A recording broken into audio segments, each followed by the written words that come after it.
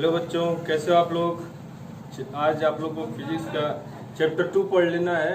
Chapter 2 force and loss of motion. ठीक है, तो फर्स्ट चैप्टर तो आपका मोशन के बारे में था। अभी जो सेकंड चैप्टर है वो आपका लॉस ऑफ मोशन है, मतलब किन लॉ के अकॉर्डिंग जो है मोशन को जो है किया मोशन जो है रेगुलेट होता है, उसको हम लोग पढ़ेंगे। ठीक है, तो इसमें एक नाम आएगा न्यूटन का। न्यूटन जिन्होंने लॉस ऑफ मोशन दिया था, उसके पहले तो शुरुआत बहुत सारे साइंटिस्ट ने किया था। जैसे सबसे फेमस जो है गैलीलियो गैलीलियाई हैं, उन्होंने दिया था कि बताया था लॉस ऑफ मोशन के बारे में, लेकिन वो ज़्यादा फेमस नहीं हो सकी, तो उसको जो है न्यूटन ने थोड़ा सा सुधार करके और दिया है। 3 लॉस हैं, ठीक है, मोशन के 3 लॉ दिए हुए हैं और फोर्स के बारे में इसमें पढ़ना है। तो आप लोग ब्लैक बोर्ड पर देख पा रहे होंगे कि जो फोर्स है, फोर्स के में हम लोग पढ़ना है, उसका डेफिनेशन पढ़ेंगे, क्या क्या पढ़ना है ये सारा कुछ लिखा हुआ है यहाँ पे।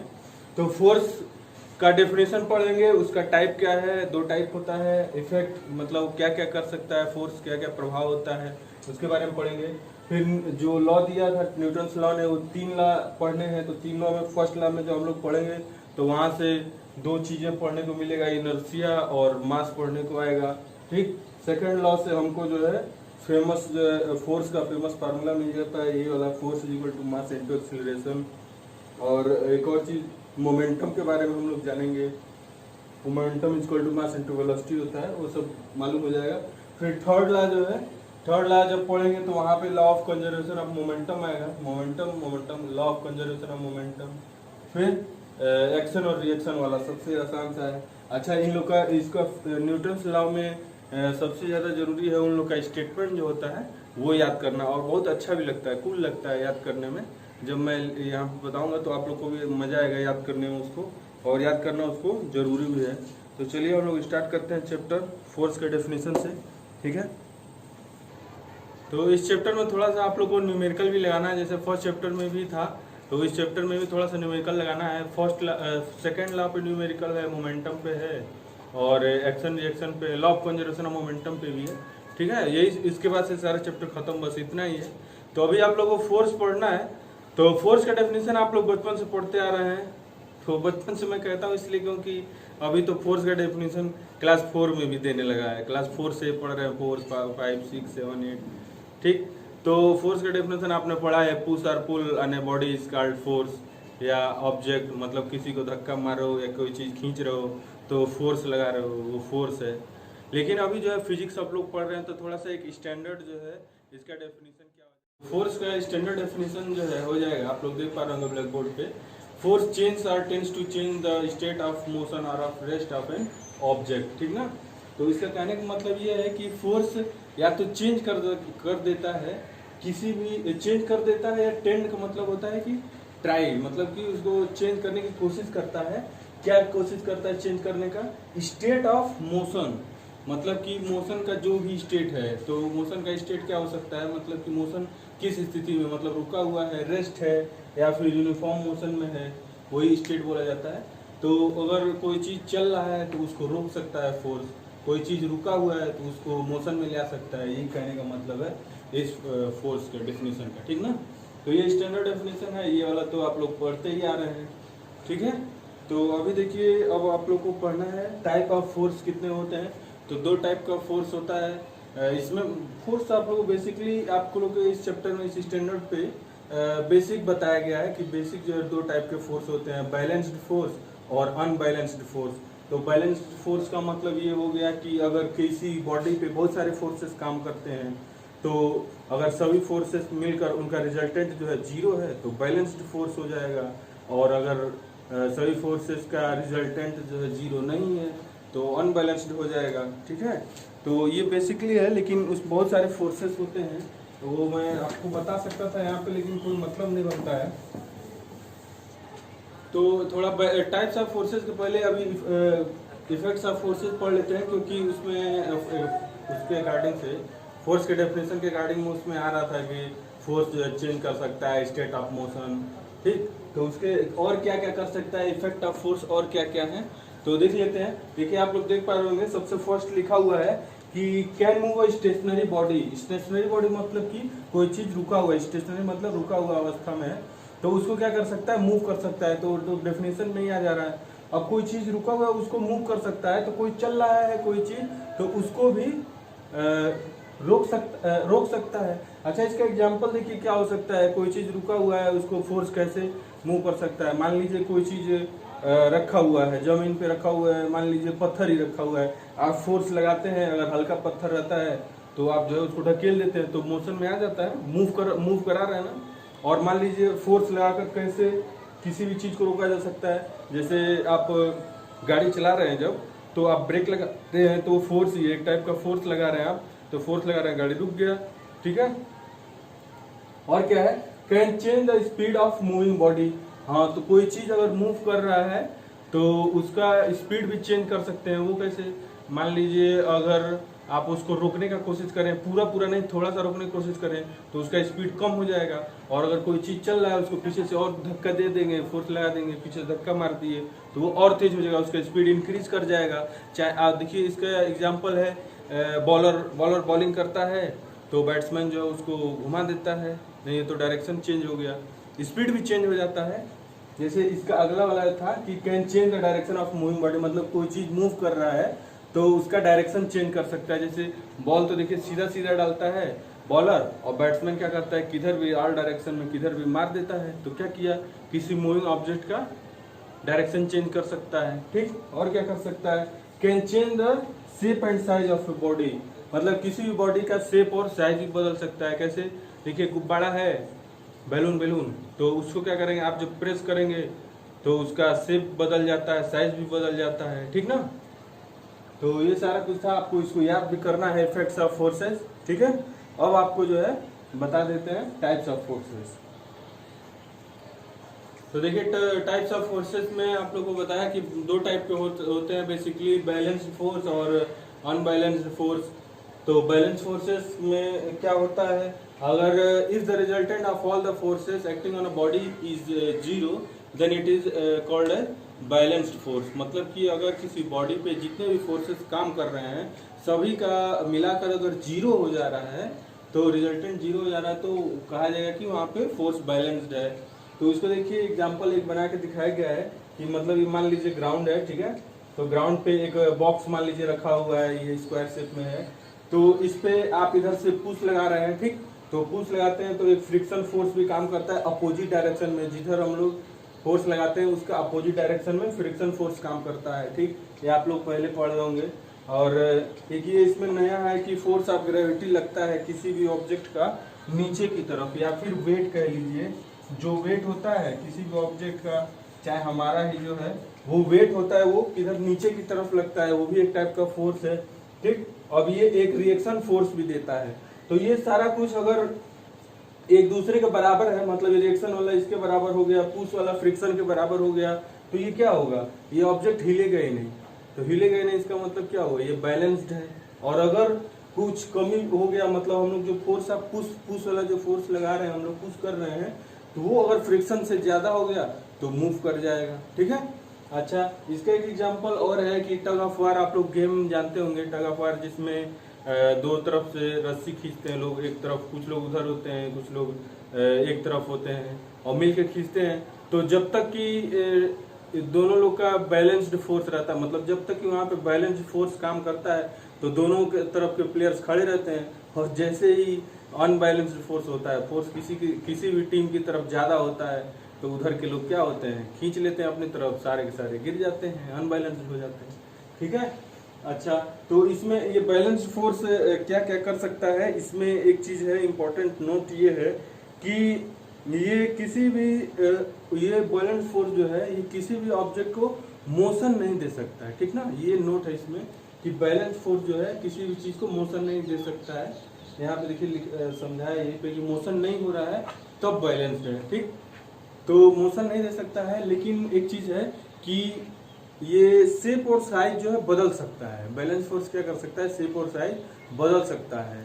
जैसे कि बैलून वाला मैंने आप लोग को एग्जांपल दिया था, तो उसमें जब आप मान लीजिए गुब्बारा रख के दबा रहे हैं तो फोर्स लगा रहे हैं, तो उसमें कुछ चेंज तो हो नहीं रहा है, शेप और साइज बदल जा रहा है, लेकिन उसके मोशन नहीं आ रहा है, ठीक। तो यही था इसमें बैलेंस फोर्स का, ठीक। अब बाकी जो है आ रहा है आपका अनबैलेंस्ड फोर्स। तो इसमें भी देख लेते हैं क्या है अनबैलेंस फोर्स।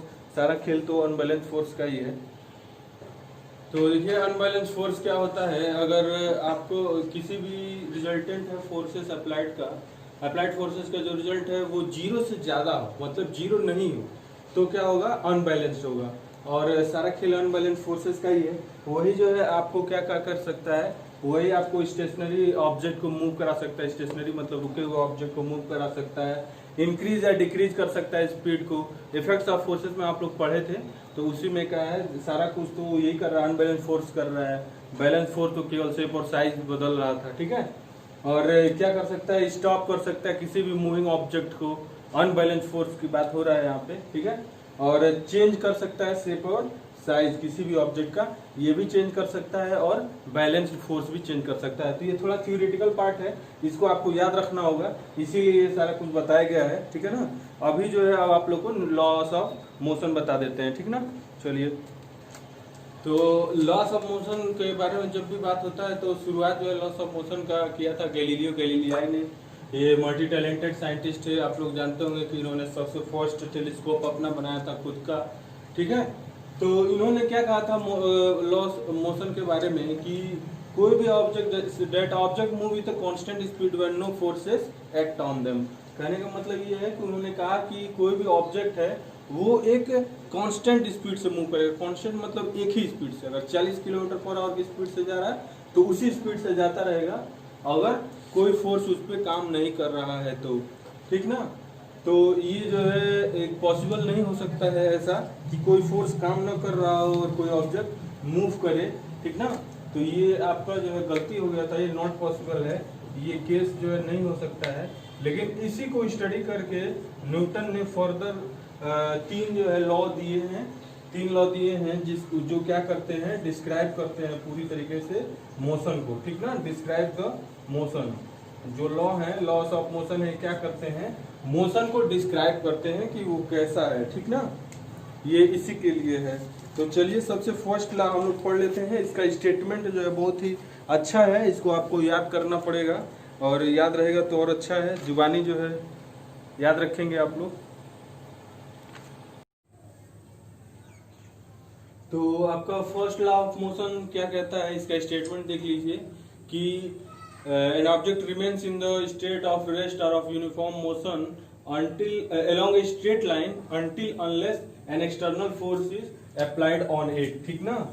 तो इसमें ये कहता है कि कोई भी ऑब्जेक्ट है वो अगर स्ट्रेट लाइन, सीधा लाइन में अगर जा रहा है तो वो या तो हमेशा हमेशा के लिए जाता रहेगा जब तक कि उस पर कोई फोर्स न लगाया जाए, बाहर से कोई फोर्स न लगा के उसको रोक दिया जाए, या फिर कोई चीज रुका हुआ है तो वो तब तक रुका रहेगा जब तक कि उसको फोर्स लगाकर मोशन में ला दिया जाए।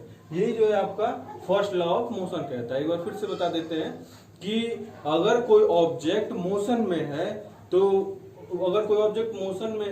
तो क्या करेगा, वो जब तक मोशन में रहेगा जब तक कि उस पर कोई बाहर से फोर्स न लगा दिया जाए। मतलब अगर उसको छोड़ दिया, कोई फोर्स उस पर बाहर से न काम कर रहा हो या न लगाया जाए तो हमेशा हमेशा के लिए वो चलता रहेगा, ठीक। और उसी तरीके से कोई ऑब्जेक्ट है अगर रेस्ट में है, उसका रेस्ट में मतलब वो नहीं चल रहा है, तो वो तब तक रहेगा जब तक ये पृथ्वी जो है तब तक वो रेस्ट में रहेगा, जब तक उस पर से कोई बाहर से फोर्स न लगा दिया जाए, और जब तक कि उस पर कोई हम लोग अपने आप से कोई फोर्स काम न कर रहा हो, ठीक ना।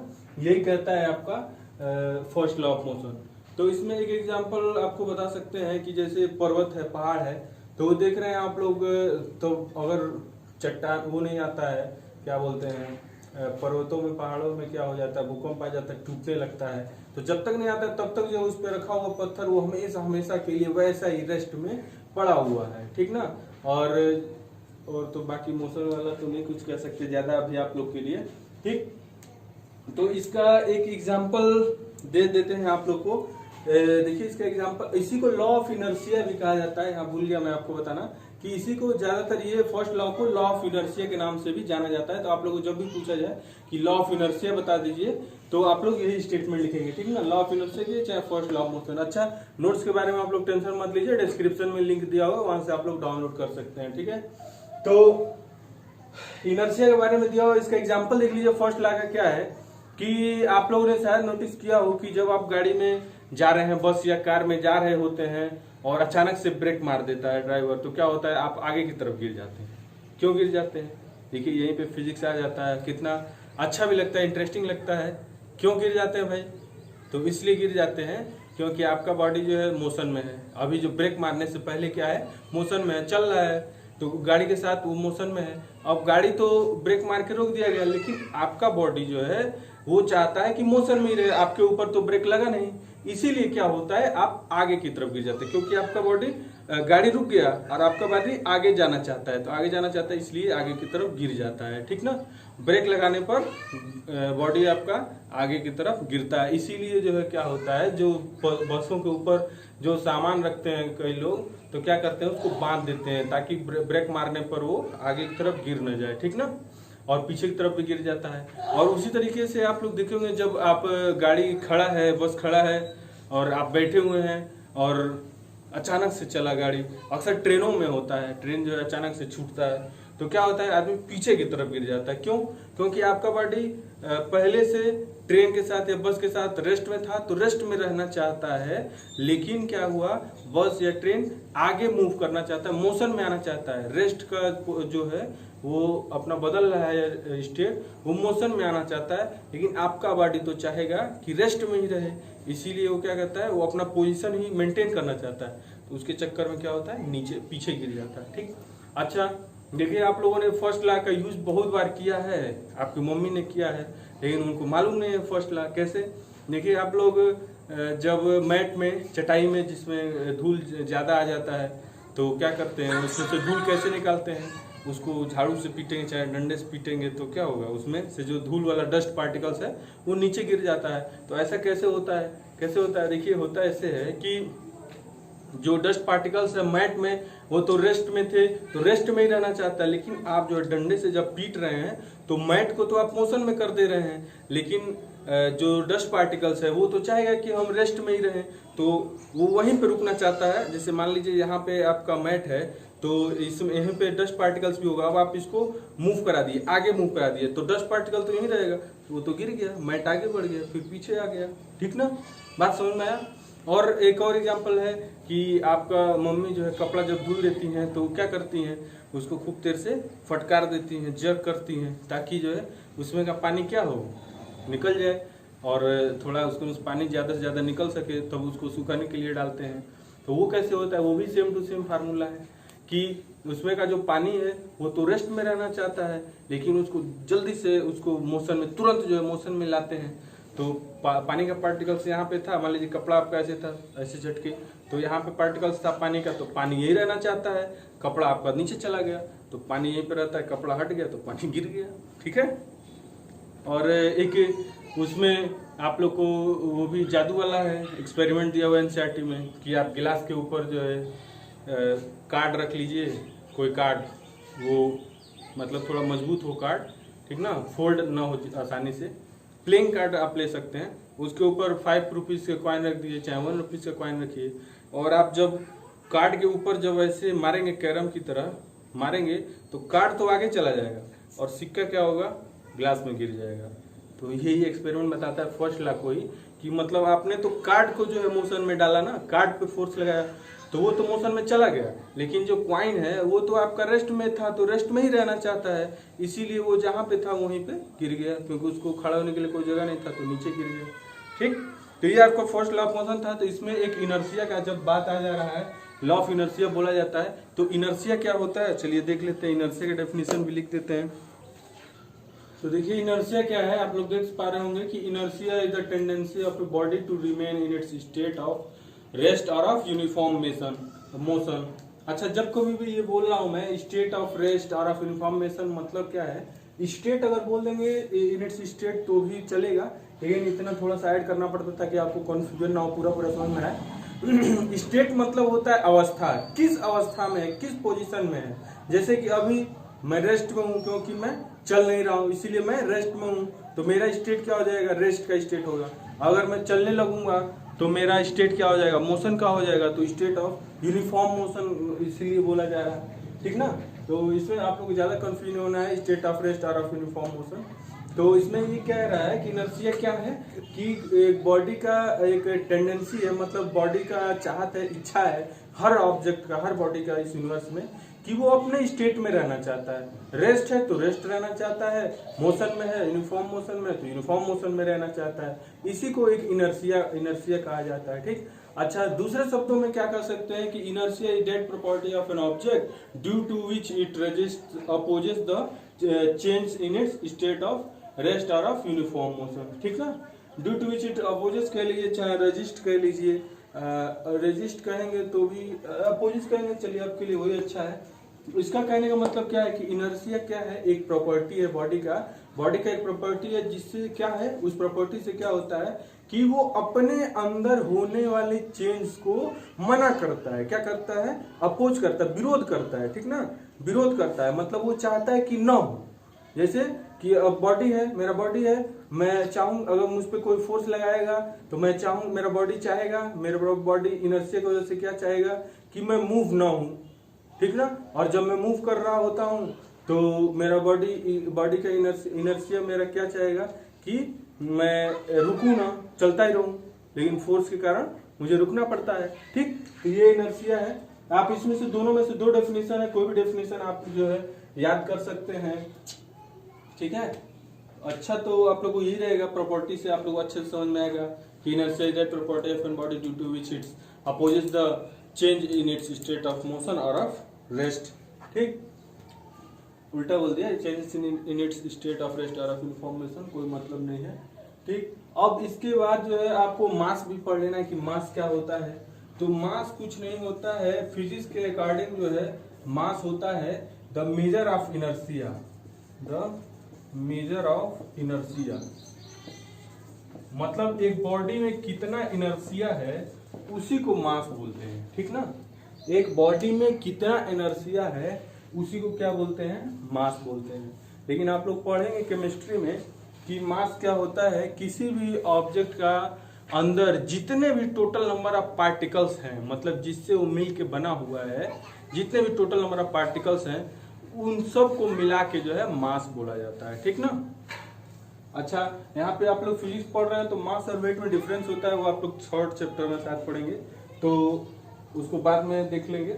लेकिन यहाँ पे मास जो है फिजिक्स के अकॉर्डिंग क्या हो जा रहा है कि मेजर ऑफ इनर्शिया होता है, क्या होता है? मास होता है। तो इससे यही पता चल रहा है कि जिसका मास कम होगा उसके में कम इनर्शिया होगा, जिसका मास ज्यादा होगा उसके अंदर ज्यादा इनर्शिया होगा।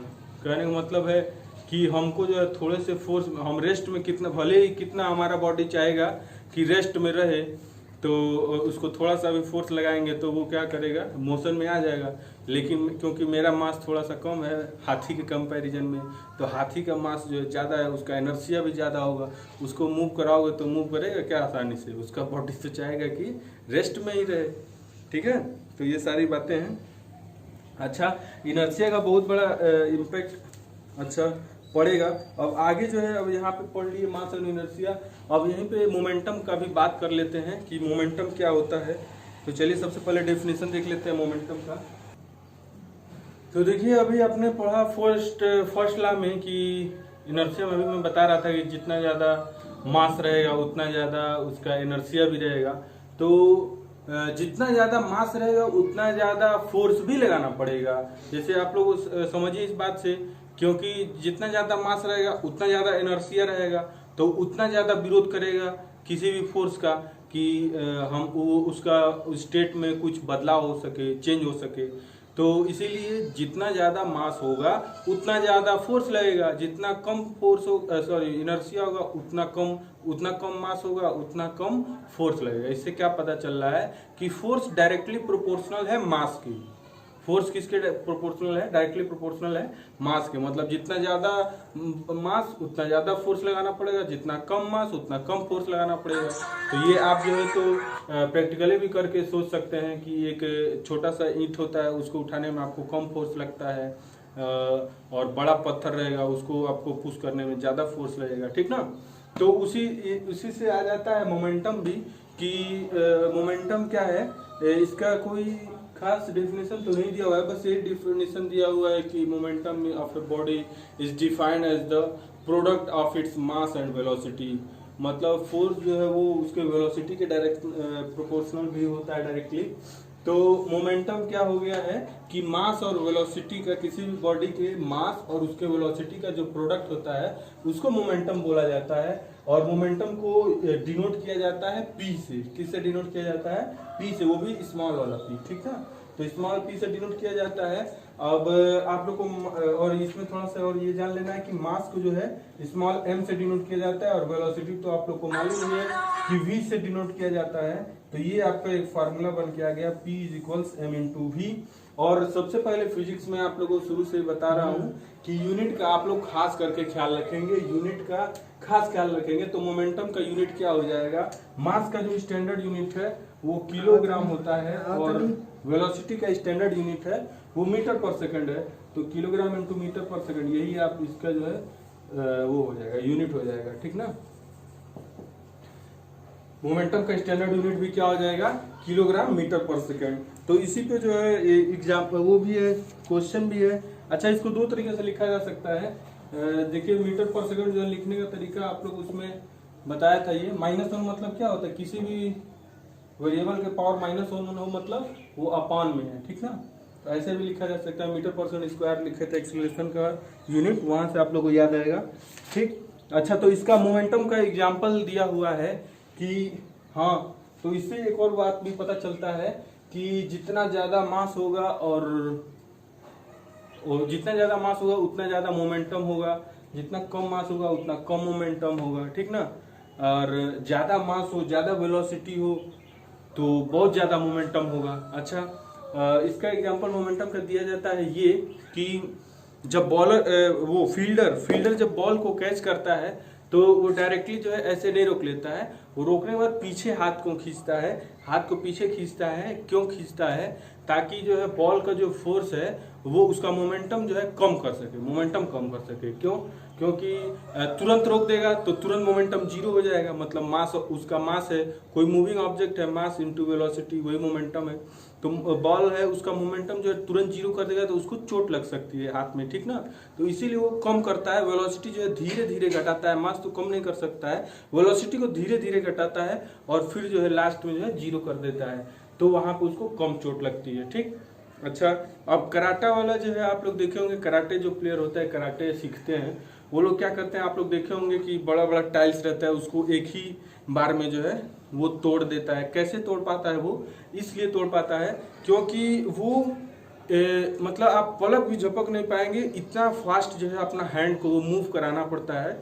वो प्रैक्टिस इसी चीज का करते हैं कि अपना हैंड जो है वो बहुत ज्यादा, मतलब सेकंड के भी बहुत कम हिस्से में वो जो है अपना हैंड जो है मूव करा सके। तो होता क्या है कि मास तो उनके हाथ का ज्यादा नहीं होता है, लेकिन वेलोसिटी इतनी ज्यादा होती है कि उनके हाथ का वो टोटल जो है मोमेंटम जो है इतना ज्यादा हो जाता है, और जब टाइल्स पे पड़ता है, टाइल्स पे, तो तुरंत जीरो हो जाता है, एटवंस जीरो हो जाता है। तो जीरो होने के कारण वो मोमेंटम क्या हो जाता है, मोमेंटम इतना बड़ा फोर्स है वो क्या कर देता है, उसको ब्रेक कर देता है, ठीक ना। उसमें वही लॉजिक है, जितना ज्यादा फास्ट जो है मूव करा पाएगा हाथ जो है उतना ज्यादा वो तोड़ पाता है, ठीक। तो इसमें जो है न्यूमेरिकल है जो आप लोग को लगाना होगा, और इसमें कोई मुश्किल सा बात नहीं है। जैसे देखिए एक क्वेश्चन दिया हुआ है कि किसी भी, एक सिंपल सा क्वेश्चन है, आप लोग एग्जांपल के तौर पर समझा दे रहे हैं। ये मतलब मास दिया हुआ 75 किलोग्राम और वेलोसिटी बोल रहा है कि 2 मीटर पर सेकंड है, अगर